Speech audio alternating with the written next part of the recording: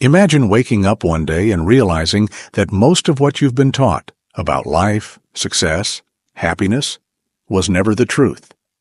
Not because people deliberately lied to you, but because society has been built on comfortable illusions.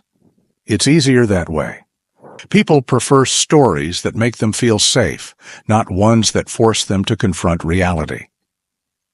But what happens when those illusions start to break? When you begin to see cracks in everything you once believed?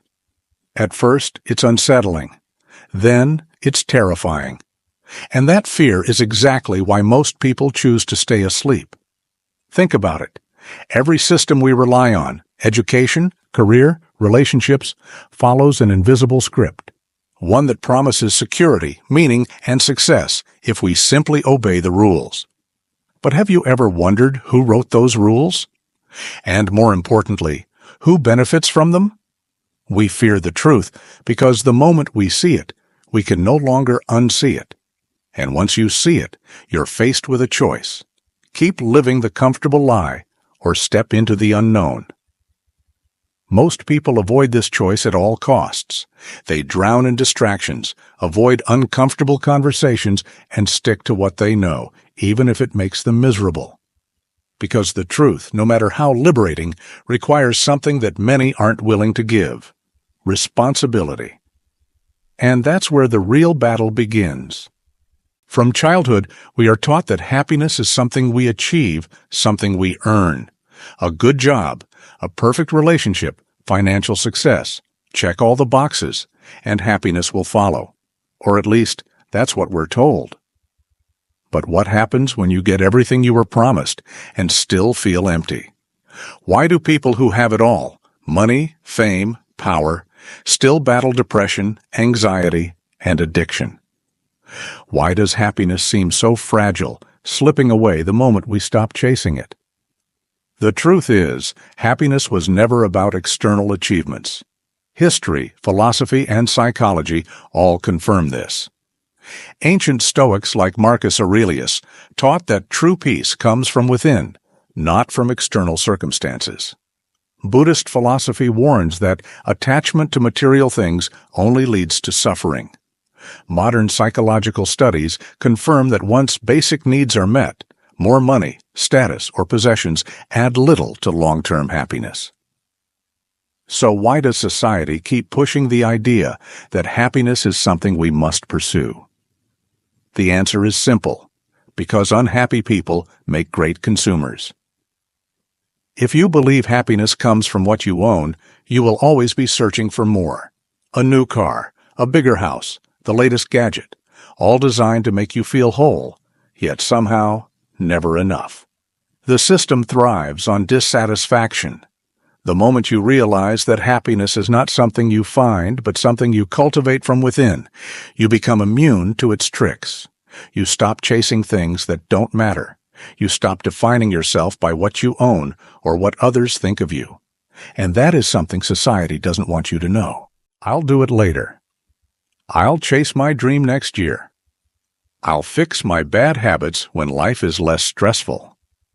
We tell ourselves these things every day. But what if one day there was no more time left? Society loves the illusion of endless time because it keeps people passive. If you believe there's always a tomorrow, you'll keep postponing the things that truly matter. But history tells a different story. The world's greatest minds understood the urgency of living fully. The Stoics practiced memento mori, a reminder that death is inevitable, not to inspire fear, but to encourage action. Seneca warned, "It is not that we have a short time to live, but that we waste a lot of it." And yet, modern life is designed to waste time. We scroll endlessly through social media, binge-watch shows, get caught up in drama that adds nothing to our lives. We avoid pursuing our real goals because it's easier to be entertained than to be challenged. Think about it. Every moment you waste is a moment you will never get back. We live as if time is infinite, but we never stop to calculate how much of it we've already lost. How many days have slipped away in distractions?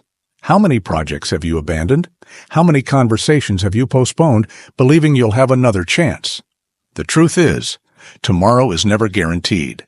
The regret of wasted time is one of the most painful things people experience in their final moments.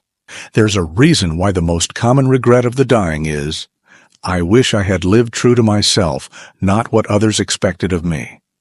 They wish they had taken more risks, that they had spent more time on what mattered instead of worrying about the things that never did. But here's the thing. You're not at the end yet. You still have a choice. And that's what makes this realization powerful. Once you stop believing the lie of later, everything changes. You stop waiting, and you start living. You stop postponing, and you take action. The only time that truly exists is now. Look at your life right now. What is one thing you've been putting off? That project you always wanted to start? That dream you've been waiting for the right time to chase? That person you've wanted to reconnect with but kept delaying? Ask yourself, if not now, then when? No one is coming to give you permission. No one will knock on your door and tell you, today is the day you finally live. The only person who can decide that is you. Life is happening right now, and every day that passes is a day you will never get back. But that doesn't have to be a source of fear. It can be the greatest motivation of your life. So what will you do with the time you have left? From the moment we are born, we are given a script. Society hands us a pre-approved checklist for a successful life. Go to school, get a degree, find a stable job, buy a house, start a family, retire. Stray from this path, and suddenly you're the one who's lost. But have you ever stopped to question who decided this was the right way? And more importantly, why does it feel so unfulfilling for so many people? We're told that if we just follow the steps, life will make sense, that there's a straight line from childhood to success, a clear-cut road that leads to happiness. But real life is not a highway. It's a maze, unpredictable and ever-changing. Look at the world's greatest minds, innovators, and thinkers. How many of them followed the right path? Steve Jobs dropped out of college. Albert Einstein was labeled a failure in school. Vincent van Gogh only sold one painting in his lifetime. If they had followed the standard route, their brilliance would have never shaped history. And yet, society convinces us that stepping off the path is a mistake. That if you take too long to find your passion, or if you change careers, or if you don't fit into a predefined mold, you're falling behind. But falling behind what? A system designed to keep people predictable? A set of expectations that do nothing but limit human potential? The truth is, there is no universal right path. There is only your path. And the sooner you stop searching for permission to follow it, the sooner you can actually start living. One of the biggest reasons people stay trapped in this illusion is fear. Fear of making the wrong choice. What if you pick the wrong career? What if you waste years on something that doesn't work out? What if people judge you? But let's flip the question. What if never choosing at all is the biggest mistake? Think about this. If you spend your whole life afraid to take a different road, afraid to make a mistake, afraid to fail, what happens? You wake up one day and realize that the safest path was actually the most limiting. That by avoiding risk, you also avoided growth. That by trying to fit in, you lost what made you unique. History has proven time and again that failure is not the end. It is the process. The biggest mistake is not taking the wrong path. It is refusing to take any path at all. Another trap society sets is the idea that you need to keep up with everyone else. By a certain age, you should be settled. You should have things figured out. And if you don't, you feel like a failure. But listen, life is not a race. There is no finish line where someone hands you a medal for following the expected timeline. Some people achieve success at 20, others at 50. Some discover their purpose early, others after years of searching. And that is okay. Your timeline is yours alone. You are not late. You are not behind. You are simply on a different road. So what do you do once you realize that there is no single right way to live? You start asking different questions. Instead of, what am I supposed to do? You ask, what do I truly want? Instead of, am I on the right path? Zrenia will ask, is this path meaningful to me? Instead of, what if I fail? Logically, you ask, what will I miss if I never try? The people who change the world are the ones who question the rules, who carve their own way, who refuse to let fear dictate their choices. So ask yourself, are you living the life you truly want, or just the one you were told to live? Because at the end of the day, the only real mistake is never daring to step off the expected path at all. We grow up believing that the truth is something good, that it is the key to freedom, to clarity, to a better life. The truth will set you free, we're told. But what they don't tell us is this. Before it sets you free, the truth will break you. Most people aren't afraid of the truth because it's unknown. They're afraid of it because deep down, they already suspect it. And they know that if they truly accept it, their entire reality might fall apart. Think about a time when you realized something that changed how you saw the world. Maybe it was learning that someone you trusted wasn't who you thought they were. Maybe it was realizing that the job you worked so hard for didn't actually make you happy. Maybe it was looking in the mirror and accepting that your habits, your choices, your way of thinking were holding you back. It's a painful moment, because the second you acknowledge the truth, you can no longer pretend it doesn't exist. This is why most people avoid it. They drown themselves in distractions, in meaningless routines, in the comfort of the familiar. Because facing the truth means one thing: change. And change is terrifying. There's a reason the truth is so hard to find. It's not just about individual fear, it's about control. If everyone started questioning everything, the world would become unpredictable. And unpredictability is dangerous to those who benefit from keeping things the way they are. Governments, corporations, and even the people around you, whether they realize it or not, have a vested interest in keeping you comfortable, compliant, and just satisfied enough to not ask too many questions. This is why we are told to follow the rules, to trust the systems, to believe that those in power have our best interests at heart. Because as long as we believe that, we don't challenge anything, we don't rebel, we don't demand more. But here's the real question. What happens when you finally face the truth? At first, it's painful. When you strip away the comforting lies, you're left with uncertainty. If you've spent your whole life believing in a path that was never yours, what do you do next? If you realize that your relationships, your beliefs, your priorities were based on illusions, where do you go from there? This is why so few people truly seek the truth, not because they can't find it, but because they don't want to deal with what comes after. It's easier to pretend. It's easier to keep living inside the illusion. But for those who are brave enough to see, something incredible happens. The pain fades and clarity takes its place. The confusion disappears, and for the first time, you understand what it means to be truly free, not just from society's expectations, but from your own self-imposed limits. The truth will break you, but if you let it, it will also rebuild you into something stronger than you ever imagined. So the real question is, are you ready to see it? One of the most comforting lies we are told is that when life isn't going the way we want, it's not our fault.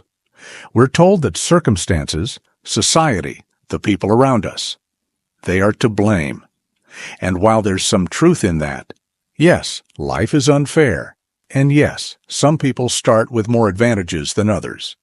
Believing that you are powerless is the most dangerous thing you can do, because the moment you give up responsibility, you give up control. Taking responsibility is uncomfortable. It means admitting that many of the problems in our lives, our habits, our relationships, our mindset, are, at least in part, within our control. And that means we can no longer play the victim. Blaming external forces feels good because it removes the burden of action. If the system is broken, then why even try? If society is unfair, why bother improving yourself? If you fail, it's not because you made bad choices, but because the world was against you. It's a convenient excuse, and that's why so many people hold on to it. The hard truth? Even if something isn't your fault, it is still your responsibility. You didn't choose where you were born, but it's your responsibility to create the life you want. You didn't choose your childhood, but it's your responsibility to heal and grow. You didn't choose many of the challenges you face, but it's your responsibility to overcome them. Every time you refuse to take responsibility, you give away your power.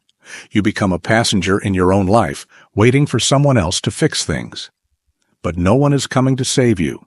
No one will live your life for you. The only way to change your reality is to take control of it. So, how do you escape this mindset? How do you shift from blaming the world to taking ownership of your life? 1. Stop making excuses. Every time you catch yourself saying, "I can't because," ask yourself if that's really true, or if you're just afraid of the effort it takes to change. 2. Focus on what you can control.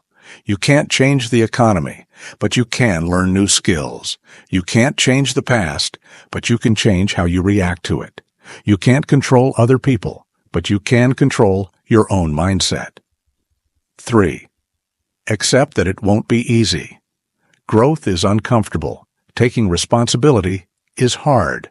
But the alternative, staying stuck, feeling powerless, is even harder in the long run.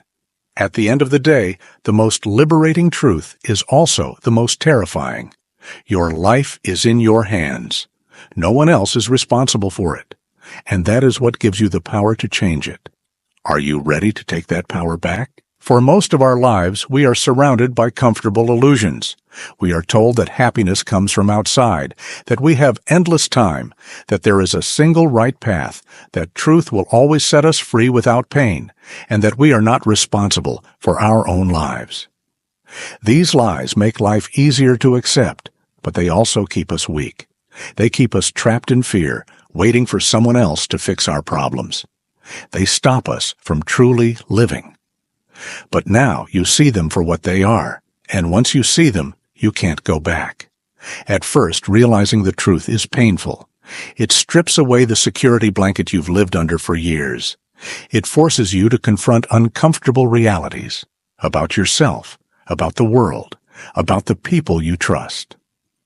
Many turn away at this stage, choosing to live in denial because it feels safer.